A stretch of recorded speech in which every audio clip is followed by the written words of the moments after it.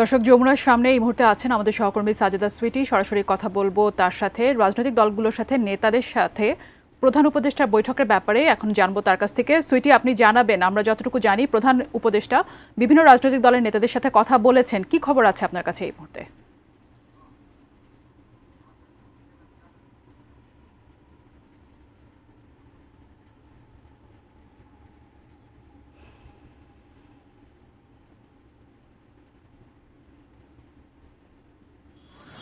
ধন্যবাদ।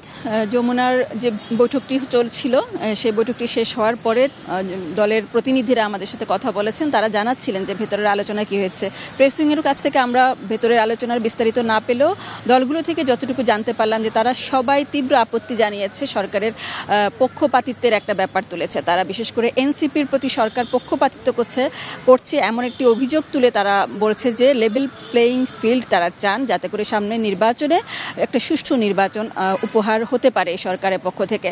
বারবার করে তারা বলেছেন যে সরকারকে তারা দুর্বল সরকার হিসেবে দেখছেন, যেটা তাদের জন্য দুঃখজনক। কারণ এই সরকার সকল জনমতের, সকল দলের পক্ষ থেকে প্রতিনিধিত্ব করার জন্যই এই অন্তর্বর্তী সরকার হিসেবে দায়িত্ব নিয়েছে। সুতরাং তাদের সবলতার উপরে এই দেশের অনেক কিছু নির্ভর করে। সে কারণেই তারা চাচ্ছেন যে এখনও সময় আছে, সরকার যেন সবাইকে নিয়েই ভালোভাবে এই দেশটি পরিচালনার ব্যাপারে অগ্রগামী হয় এবং নির্বাচনের ব্যাপারে তারা যেন ভালোভাবে এগিয়ে চলে। এই সরকার একটি ভালো নির্বাচন দিবে, কোনোভাবেই যেন খারাপ নির্বাচনের দায়ে না পড়ে।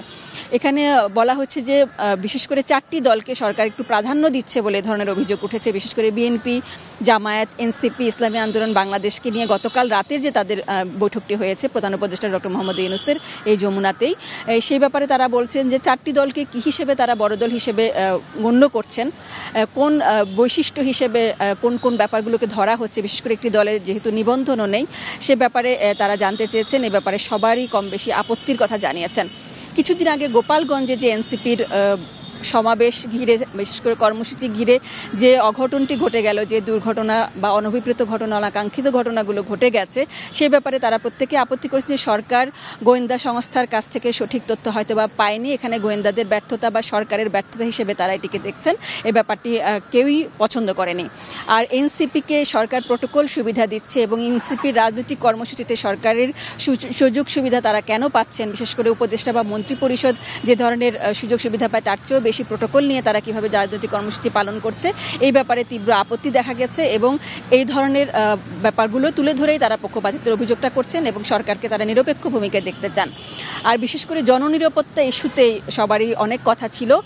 মব কালচার যেন আর না চলে এবং বিভিন্ন জায়গায় যেন এই যে জননিরাপত্তার বিভিন্ন হুমকির ঘটনা, যে আশঙ্কার যে ঘটনাগুলো হয়েছে, যে বিভিন্ন অঘটনের উদাহরণ তুলে ধরে তারা বলছেন যে সরকারকে এ ব্যাপারে মনোযোগী হতে হবে, জননিরাপত্তা নিশ্চিত করতে হবে এবং এই দলগুলোকে, বিশেষ করে সংকটকালে বারবার করে দলগুলোকে তাৎক্ষণিকভাবে ডাকা হয়, বৈঠক করা হয়, এটা যেন না করে নিয়মিতভাবে রাজনৈতিক দলগুলোর সঙ্গে যেন বসা হয়। বড় দল, ছোট দল এভাবে আলাদা করে ভাগ ভাগ করে না বসে সর্বদলীয় বৈঠক মাসে একবার হতে পারে বা নিয়মিত পর্যায়ে যেন হয়, সে ব্যাপারে চেয়েছেন।